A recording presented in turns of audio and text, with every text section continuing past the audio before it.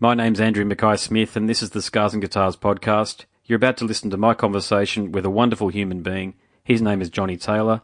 The reason for the conversation was to promote Jonny's new album for 2017 called Dig Deep. Really hope you enjoy this discussion. Let's go. Wonderful stuff, mate. How's your day been treating you before we get stuck into things? What have you been up to? You know, I went and did a construction job today, and that was the first time in about a year that I've put the tool bag on, and I'm struggling, mate. I've fallen to bits. Well, it's match fitness, isn't it, mate? You'd probably be back up to speed given a month or so. Yeah, I hope not. I'm hoping to avoid any more construction work. Yeah, mate. Mate. I suppose I better get stuck into the interview because that's interesting. Actually, before we get stuck in, mate, that's interesting because, mate, you play on average every second night of the year. 180 gigs or so, mate. So how the bloody hell do you fit in a construction job in and around all your performance? Yeah, well, I live in a tiny little country town, and I'm the only guy that has any plastering experience within like an 80-kilometre radius. And word got around that long-haired old mate down the road knows how to fix things, and all of a sudden my phone starts ringing. Jeez, mate. Well, I've said this to a few musicians in the past. Don't be too competent, mate. Otherwise, your time just gets spent doing all sorts of different things. I said that to a bloke over in the UK. Well, I said that to a bloke over in the UK, and he's a good bloke, actually, but I don't think he understood what I meant. But all I was really saying was, yeah, you do tend to get pulled in many different directions, and we musicians, mate, because I'm a musician as well, mate, we tend to be pretty handy on the tools. You know, there's not that much difference between a slide rule and a guitar at the end of the day, I've found. I think there's a certain element of creativity with construction or with fixing things that I probably totally resonates agree with musos. No, I totally agree. I said that to a builder the other day, and he disagreed with me completely. But I thought, no, it's got to. I mean, I've built a few things myself. Like, mate, I'm a suburbanite. You know, I'm here in the sunny coast, as suburban as you can probably get around here, anyway. But I've built a shed in my time. I've done a few things here and there, and put bikes back together and all that sort of stuff. But I totally agree, mate. There is a creative element to it. You can't just sort of, follow a script, so to speak, completely. You've got to sort of improvise at some point, haven't you? Absolutely. And the other thing too, I think, is you can look back when you built something. You can look back and sort of see what you've achieved. Whereas with music, you don't really have that liberty of always seeing the labour of what you've been up to. Yeah, mate. Talking about labours of love, I've got to congratulate you on the new album that you got out, Dig Deep. So, mate, admittedly, I'm not what you would call a fan of countrified rock music, but I have enjoyed listening to your album. I've had it on in the background as I've been playing with the kids in a wading pool in the backyard, mate, and it's been amiable. Mate, it's been really good, amiable entertainment, But mate, what does the album mean to you? It's, as I say, I think it sounds like it's a bit of a labour of love. Yeah, it has been, and a labour of hate from time to time too. It was basically written and partially recorded a couple of years ago, and I turned 30, and I just went, you know what, if I'm going to record another album and invest all this time and money, I want to make sure I do it right. And I kind of scrapped everything that I had and reworked all of this music. So for me, it's finally a record that I can kind of say that it reflects my influences pretty clearly and is straight down the line who I am as an artist. So how did you go about creating the cuts that comprise the album? Are they mainly solo affairs that you created on an acoustic guitar and then brought to life with the band in a rehearsal room, or was it more collaborative than what I've just described? It was pretty much an overall vision, and the danger that I was coming across was that all the songs were being written on an acoustic guitar in a solo format, which is kind of the natural songwriter thing to do, but. Yeah, and that's kind of where things went a bit pear-shaped for me. I was going, I just want to do a kind of rocky record. So I jumped in. I started building a house out in the wheat belt in WA, and that was kind of my time to get creative and start thinking about a band setting and how I want this record to actually sound. So I'm being chased by a little poodle, mate. That's what the barking is in the background. No, all good, mate. Got it beats being attacked by a bull terrier, what happens to be at home. So, although the poodles, from what I remember of my grandparents when they had them, they can be pretty vicious when they want to be. So, mate, watch your heels. He just wants attention, poor little bugger. Yeah, they do, don't they? Domesticated dogs, they love getting attention, and we got to give it to them. But, mate, I've got two daughters, mate, and I've got to tell you, the dog definitely slips a few rungs down the totem pole when kids come along.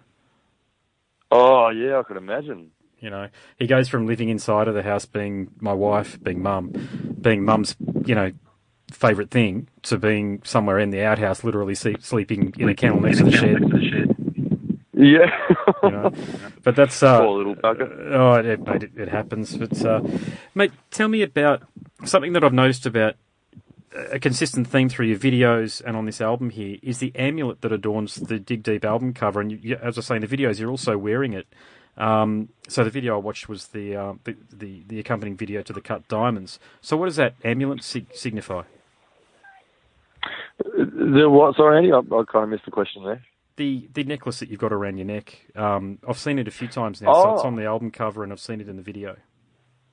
Yeah. Well, actually, I really love that sort of stuff. I love the spiritual side of crystals and all that sort of stuff. And this particular crystal had sort of called my name for years at a store down in the southwest of WA, and I bought it. It was literally sitting in the shop for about 6 years, and my wife talked me out of buying it because she said it was a bit too feminine. And then gotta love that. And it was just sat there, and so I bought the thing. And then I was out somewhere in town, and a lady said to me, "Oh, you Jonny Taylor, you're the singer, because I recognise you from your crystal, your necklace." And I thought, of all my distinguishing features, she's picked the necklace. So I kind of thought I'll just run with that for a bit of branding, basically. Yeah, okay, gotcha. Yeah, no, it's probably one of the first things that I noticed as well. I mean, I think you're wearing a white or a grey T-shirt in the video, so it's fairly prominent, and then it's on the album cover as well. So, mate, yeah, you're probably right. It was calling your name because it is something that lets you stand out from the pack, at least visually. Yeah, well, that's awesome to hear. Yeah, and the idea of, it's called Aqua Aura, this particular stone, and one of its main purposes is to connect you with your highest self, so to speak. So maybe it all happened for a reason at the right time, I guess. I don't know, but it's pretty. I like it.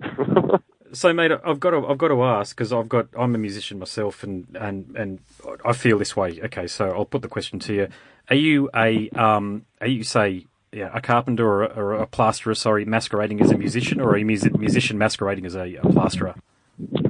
I'm definitely a musician that happens to do a little bit of plastering 3 days a year. Yep. Yeah, no, I can. 3 days too many, I might have. No, I can understand that. I've just completed my role, or just finished up my career at Telstra, actually, after 11 years being an account executive, and I often said I was a musician masquerading as a account executive. That's it. You've got to follow your muse, haven't you? You know, the only difference between my two muses is one doesn't pay a goddamn thing and the other one paid pretty bloody well. Well, I hadn't actually been on the tools for about 7 years. I've been strictly full-time musician for 7 years, and then we moved out to this little country town, and all the houses of an era where the ceilings are falling down. So, if I can get out there and help someone from dying in their sleep from a collapsing ceiling, I'm more than happy to do so. So, mate, you strike me as an artist that has a hardcore group of fans following you online and no doubt at live performances. So what's fan feedback been like regarding Dig Deep? Really good. Yeah, really good. I did have some interesting feedback from a few people saying that they preferred the slower, more serious material, which was kind of more the path that Something to Say was on my previous album.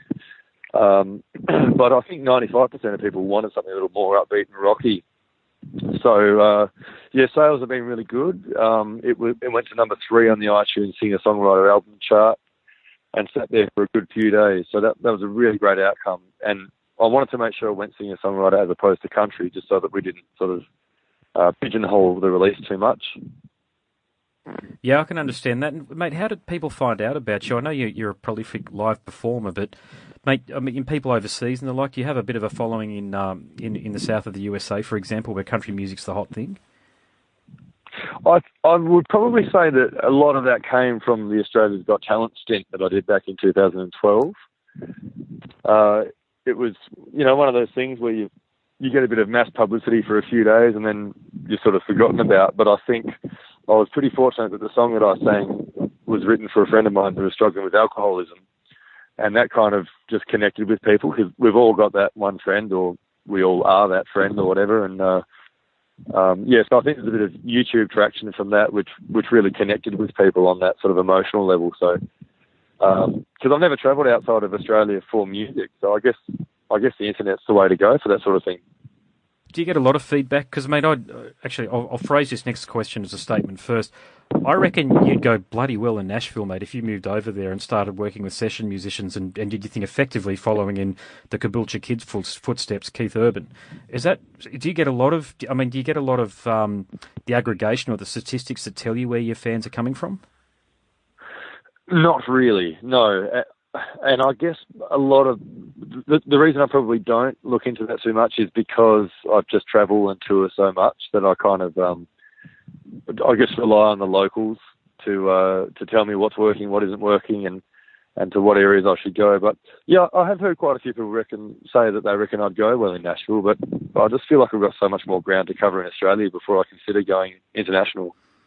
Yeah, it's not like you're going to stop doing what you're doing anytime soon, isn't it? Because you've effectively got the rest of your life to do this.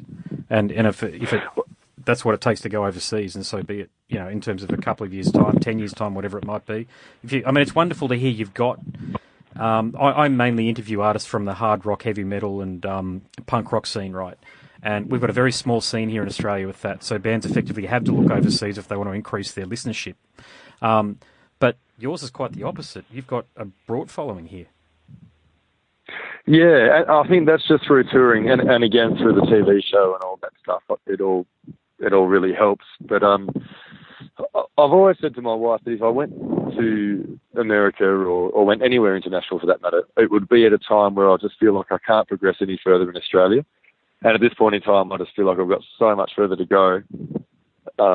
And I've also got myself in a financial position where I need to be kind of sensible. I'm not the kind of guy that's able just to shoot off for a few months and sleep on people's couches and hope for the best. I have to be a bit more calculated than that. Yeah, for sure. Yeah, which is good for my future, I guess. But it does it does affect the kind of decisions that I'm able to make and the opportunities that I'm able to create.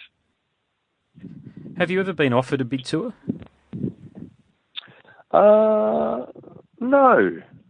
No, not really. I'm working on one at the moment with a guy called James Blundell. Of course, know him. Away. I've got a few dates with him. Yeah, no, I don't know him well. He went through the school I went through, actually, as a boarder. I went through a boarding school, and he was about 10 years ahead of me. Oh, there you go. Yeah. But yeah, he sang that song. Was it with James Rain? I mean, God, forgive me here, because I know it's the one country song every Australian seems to know, but Living on the Land from 1992. Sorry, mate, I had to bring it up. No, it's good. Way out west, yeah. Way out west, that's right. I just remember that vocal refrain, living on the land. I just remember that, and yelling that out at B&S balls out near Laidley and places like that, mate. Just out here in the Darling Downs in Queensland. Because being a musician, you tend to play a lot of these B&S balls, and after we finish our rock music, our Guns N' Roses and all the rest of it, they tend to put that stuff on over the PA, and that's when people are really pissed and really having a good time, as you probably well know. I feel like I've dodged the bullet, actually, because I've never been asked to play a B&S ball. Mate, that genuinely surprises me, I've got to tell you, because you would go down like a rum and coke, mate. You're like a Bundy. Yeah, I don't know. This is the funny thing about where I sit in the scene, is I never grew up in country music, so I don't actually know a lot of country stuff at all. And James Blundell was my first taste of country music, and that wasn't until I was about 22. And I met him through chance, through a competition that I'd entered, like a talent quest. And I just met this guy. I had no idea who he was, but I thought, he's nice and friendly. And when I got home, I told my father-in-law about him. He said, oh, yeah, that's James Blundell, and check out his CD. And I listened to this song called Amsterdam Breakfast. And I just thought it was a really cool track, and it wasn't too country and western, like it didn't leave that sour taste in my mouth as a young wannabe rocker. And so that's kind of how it all started for me, actually, through that guy. Oh, well, that's interesting, mate. So it does lead to the broader question. What were you into prior to playing country music? Sounds like you're on a similar path to myself in terms of the rock music, the grunge, that sort of thing. Yeah, absolutely. Yeah, that sort of stuff. Pretty much anything that came out of Seattle in the 90s was kind of what I was into. My brother was a drummer. He's 9 years older than me, so when I was growing up, I just wanted to be just like my big bro, you know, the long-haired rock star guy. And so I grew up on his music, which was kind of Alice in Chains, Soundgarden, Pearl Jam, all that kind of stuff. And then I went a little bit heavier because I'm a classically trained guitarist, so I think there's a natural thing to kind of gravitate towards metal as well. With those, yeah, for sure. You know, there's a lot of scales that are quite similar. So then I got into that real prog stuff. I loved Tool. I loved anything that was outside of 4/4 or 6/8, basically. I wanted to hear it and figure out how it went. And yes, and I did touch on that a little bit on this new record too. There's a track called Wishing Well where I delved a little bit into the 7/8 realm, which was really fun. Cause, bit of Soundgarden there for you.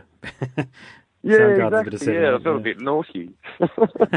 Actually, I've got to hand it to you because country isn't my thing at all, to be quite frank. It's country and rap are the two things I don't really listen to, and I know you're not strictly a country artist, but you know what I mean when I say, you know, you're in the country realm of things. There was something about Dig Deep that I typically, when I get releases similar to yours, mate, my God, I'm just speaking very frankly, I might listen to it very quickly or even skip through it just so as though I'm familiar enough with it to have a decent interview. But, mate, I played it a couple of times, and I was thinking, why am I getting into this one? Or why can it stay in the background, and why am I happy for it to be on in the background when I've got other country releases in the past and I haven't been able to get past? As soon as the violin comes in, I'm gone. I can't do it. But I think yours is just, you know, yours is truly rooted in rock and roll, and there's just a little bit of country through it. I mean, so I don't know whether you take that as a compliment or otherwise, but I think it's a compliment.